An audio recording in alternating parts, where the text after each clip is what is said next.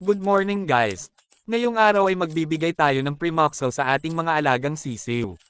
Dahil sa sobrang init ng panahon ay kailangan nating silang painumin ng tubig na may halong Primoxel. Mabuti na yung habang hindi pa sila nagkakasakit ay painumin natin sila ng tubig na may halong gamot. Ika nga guys, prevention is better than cure. Maganda tong Primoxel guys dahil meron itong antibacterial, analgesic, prevention of post-bite wound infection, treatment of CRD, Polorem, Coryza, swollen head syndrome, bumblefoot and other bacterial infection caused by organisms sensitive to amoxicillin and tylosin. So dito guys lagyan natin ang kanilang lagayan ng tubig, so bali guys isang buong araw na ito nila na inumin. Tas kinabukasan ay balik ako sa normal na tubig. So ayun na nga guys, uhaw na uhaw sila. Panigurado tatalab yan lalo na't marami silang maiinom.